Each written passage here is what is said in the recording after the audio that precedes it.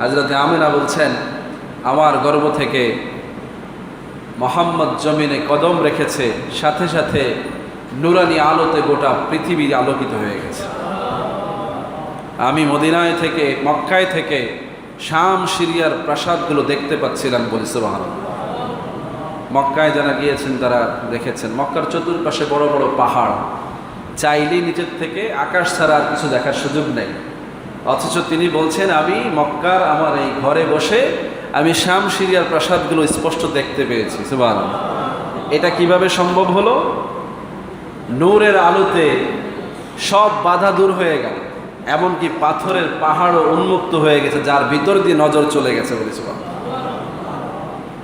এটা আপনাদের আমাদের কাছে অবিশ্বাস্য লাগবে যে পাথরের পাহাড়ের ভিতর দিয়ে দেখা যাবে কিভাবে, কিন্তু আধুনিক বিজ্ঞান এটা বের করেছে যে লেজার দিয়ে যদি কোনো ফোকাস করা হয় তাহলে লেজারটা পাথরের ভিতর দিয়েও বেরিয়ে যায়, পাথরকে কেটে ফেলে লেজার দিয়ে। এটার পাওয়ার এত বেশি যে এটা বড় বড় পাথরের পাহাড়ের মধ্যে যদি দেয়া হয় সুড়ঙ্গ হয়ে যাবে। সুবহানাল্লাহ।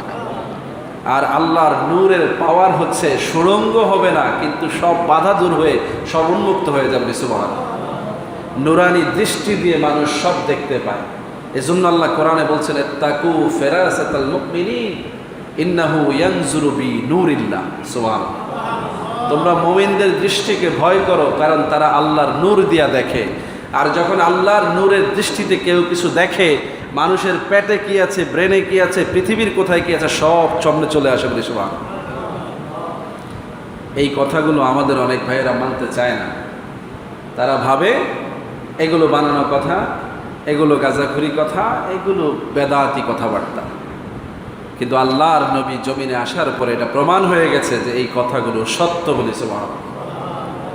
পৃথিবীর মানুষ মনে করত যে মানুষের ক্ষমতা মানুষের সীমার মধ্যেই নির্দিষ্ট, তার কারণে চ্যালেঞ্জ করলো যে মোহাম্মদ তুমি তো অনেক কথাই বলো, মেহরাজের কথা বললা, এই বললা, সেই বললা, এগুলো কিছুই আমরা বিশ্বাস করি না, নাউজুবিল্লাহ। তো তোমাকে আমরা বিশ্বাস করবো, একটা কাজ করে দেখাও, তোমার আল্লাহর যত ক্ষমতা 4টাকে 2 ভাগ করে দেখাও, ইমান নিয়ে নেব। বলছে কিনা? তুমি 4টাকে 2 ভাগ করো, তাইলে আমরা তোমার উপর ইমান আনব। তারা ভেবেছে মোহাম্মদ জমিন থেকে আকাশে হাত বাড়াবে কিভাবে, এটা কি সম্ভব না, এটা আদৌ সম্ভব হবে না। মোহাম্মদ পরাস্ত হবে আর আমরা তাকে পরাজিত করে আমাদের অধীনস্থ করে ফেলবো, নাউজুবিল্লাহ। আল্লাহর হাবিব নিজের ঘরের পাশে পাহাড় আবু কুবাইস, জাবালে আবু কুবাইসে উঠলেন, সেখানে গিয়ে 2 রাকাত নামাজ পড়লেন, আল্লাহর কাছে বললেন, আল্লাহ আমি তো কেউ না, আমি তো আপনার প্রেরিত নবী, ক্ষমতা তো আপনার। তারা আপনাকে চ্যালেঞ্জ করেছে, আমাকে করে না। আমি মোহাম্মদ আপনার কথা বলি, তারা আমাকে চ্যালেঞ্জ করার অর্থ হলো আপনাকে চ্যালেঞ্জ করেছে। আল্লাহ ইজাজত দিলেন, নবী আপনি হাত বাড়ান, অসুবিধা নেই। সুবহানাল্লাহ। শুধু তর্জনী উঠিয়েছে, 2 ভাগ হয়ে দূরে দাঁড়িয়ে আছে, মাঝখানে ফাঁকা অন্ধকার, 2 পাশে আলো। সুবহানাল্লাহ। মক্কার লোকেরা যেমন দেখেছে, ভারতবর্ষের লোকেরাও দেখেছে। সুবহানাল্লাহ। সেই সময়ে এক রাজা ছিল, রাজা টোডরমল, ভারতবর্ষে বসবাস, জমিদার মানুষ, তার প্রাসাদের উপরে ছাদে বসা। যেই সময় ঘটনা ঘটতেছে রাতের বেলা, সন্ধ্যার পরে, এই সময় রাজারা একটু ছাদে বসে আয়েশ করে, বুঝেন না, জমিদার মানুষ। এই সময় তার নজর চাঁদের দিকে, হঠাৎ করে সে দেখলো যে চাঁদ 2 ভাগ হয়ে গেছে। সুবহানাল্লাহ। এই কথা রাজার মনের মধ্যে গেঁথে আছে, ইমানে ধাক্কা দিচ্ছে। রাজা শুরু করেছে সফর, যে কোথায় কি ঘটছে খোঁজ খবর নাও। মক্কা থেকে, সিরিয়া থেকে বণিকেরা আসে ভারতবর্ষে ব্যবসা করার জন্য, খবর নেয় কি হইল, অমুক তারিখে কি এমন কিছু ঘটছে তোমাদের দেশে যেটা আমি দেখেছি। তো মুসাফিরদের মাধ্যমে খবর আসলো, হ্যাঁ মক্কায় এক নবী এসেছে, সেই নবীকে কাফেররা চ্যালেঞ্জ করেছে চাঁদকে দ্বিখণ্ডিত করার জন্য। সেই দিন নবীর আঙ্গুলের ইশারায় চাঁদ 2 ভাগ হয়ে গেছে। রাজারে আর পাইকে, রাজার তো সব দলবল নিয়ে রওনা দিছে, আয় হ্যাঁ নবী চলে আসছে, এই নবীর উপর ইমান না আনলে তো আর জাত থাকে না। নিজের সৈন্য সামর্থ্য নিয়ে ভারতবর্ষে যত ধরনের দামি আচার হয়, আচার, হাদিসে আসছে এই আচারের কথা, হাদিয়া হিসাবে রাসূলের জন্য নিয়ে গেছে। আচার কি? আমাদের দেশের বড়ই আচার, আমাদের দেশের এই আঙ্গুরের আচার, খেজুরের আচার, যত ধরনের আচার হয়, রাসূলকে হাদিয়া নিয়ে এই রাজা মদিনায় চলে গেছে। সুবহানাল্লাহ। ঘটনা ঘটেছে আগে, রাসূল চলে এসেছে মদিনায়, অনেক বছর পরে গিয়ে হাজির হয়েছে রসুলের কদমে, ঈমান গ্রহণ করেছে, মুসলমান হয়েছে বলি সুবহানাল্লাহ। রসুলকে যে আচার হাদিয়া দিয়েছে, রসুল এই আচারের প্রশংসা করেছেন, সাহাবীদের মধ্যে বন্টন করেছেন বলি সুবহানাল্লাহ। ভারতবর্ষে আচার খাওয়াও কিন্তু সুন্নতের মধ্যে পড়ে, সুবহানাল্লাহ বলবেন না?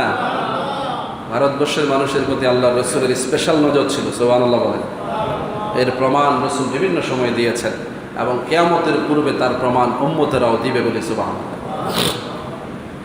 তো আমি বসন্তের কথা বলতে গিয়ে লম্বা ঘটনা টানলাম যে ওই নবীর আগমনের কারণে পৃথিবীতে বসন্ত এসেছে।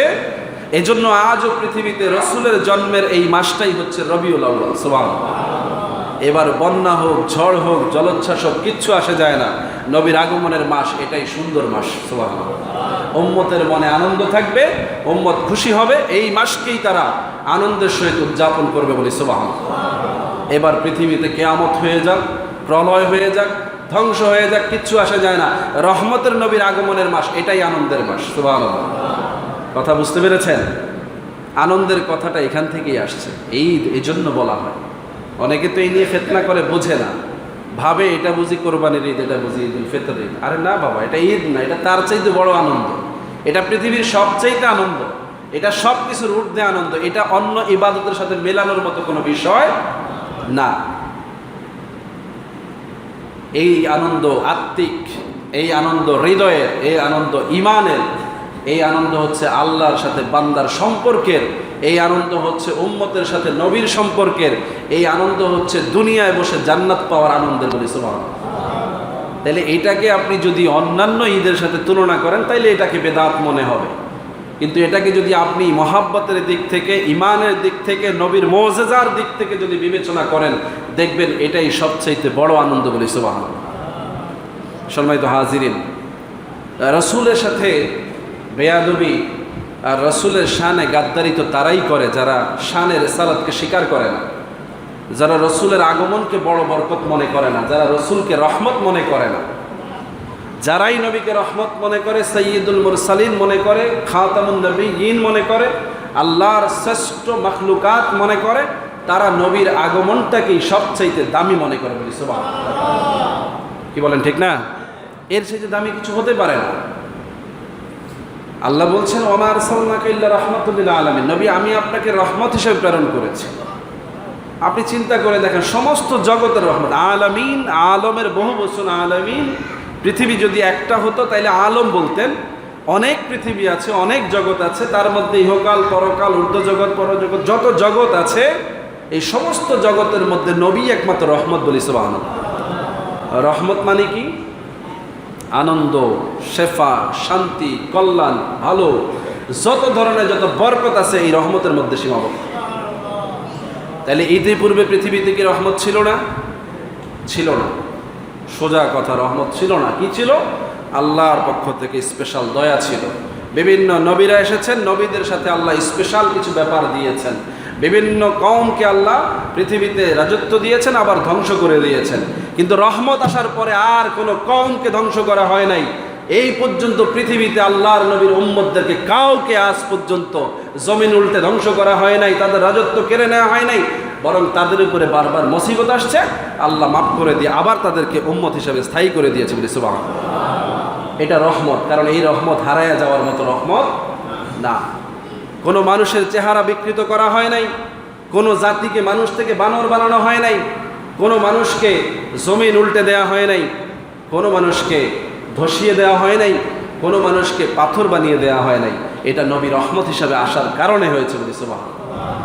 অথচ নাফরমানির দিক থেকে বর্তমান জমানার মানুষ আইয়ামে জাহেলিয়া তথা বনি ইসরাইলদেরকে ছাড়িয়ে গেছে, কিন্তু তারপরেও তাদের উপরে রহমতের নবী থাকার কারণে গজব আসে না। সুবহানাল্লাহ বলবেন না? এটা নবীর সাথে আল্লাহর ওয়াদা। কোরআনে আল্লাহ কথা বলেছেন, নবী জমিনে আপনি থাকার কারণে আমি জমিনের উপরে ওই ধরনের আযাব আর দিব না যা পূর্ববর্তী নবীদের কালে দিয়েছি। সুবহানাল্লাহ বলবেন না? তাইলে এই রহমত যতক্ষণ আমাদের মাঝে আছে আমরা নিরাপদ। কোরআনের অনেকগুলো আয়াত এর সাপোর্টে অনেক বর্ণনা এসছে, বর্ণনার সুযোগ নেই, সময়ও নাই। শুধু এই কথাটাই বললাম যে রবিউল আউয়াল আমাদেরকে বুঝতে হবে মন দিয়ে। আজকে ফুল না ফুটুক, নবী এসেছে, আমাদের মনের আনন্দে ফুল ফুটবে। কি বলেন ঠিক না? এই জন্য এই জায়গায় আমাদের আনন্দটা কি হবে? আমরা রাসূলের উপরে বেশি বেশি দুরূদ সালাম পড়ব, নবীর শানে মিলাদ, অন্যান্য নেকামল করব, সদকা করব, পরস্পরকে বুকে জড়ায় নিব, মানুষের কল্যাণে কাজ করব, একজন আরেকজনকে সব সময় হাসি মুখে অভিবাদন জানাবো। যেভাবে আমরা আমাদের ইবাদতের মাস রমজানের পরে ঈদ আসলে অভিবাদন জানাই, যেভাবে আমরা আমাদের ইবাদতের মাস হজের মাসে কোরবানি আসলে অভিবাদন জানাই, ঠিক একইভাবে রবিউল আউয়াল মাস আসলেও আমরা মানুষের প্রতি ওইভাবেই অভিবাদন জানাবো বলি। সুবহানাল্লাহ। কোনো অসুবিধা আছে? আমরা কোরবানি করব না, আমরা ঈদের নামাজ পড়ব না, ঈদুল ফিতরের ময়দানে যাব না, কিন্তু আমরা পরস্পর ভাইকে রহমত পাওয়ার কারণে রহমতের সম্মানে জড়ায় নেব ইনশাআল্লাহ। কোনো অসুবিধা আছে? এটাই হচ্ছে নবীর প্রতি ভালোবাসা, মহাব্বতের নমুনা। আল্লাহ রাব্বুল আলামিন আমাদেরকে বোঝার তৌফিক দান করুন, সকলে বলে আমিন। এবং মাহে রবিউল আউয়ালের ফরজাত বরকত আমাদেরকে হাসিল করার তৌফিক এনায়েত করুন। ওমা তৌফিক ইল্লা বিল্লাহ। আসসালামু আলাইকুম ওয়া রাহমাতুল্লাহি ওয়া বারাকাতুহু। যারা কাবলাল জুমা আদায় করে নিয়েছে, আপনার কাছে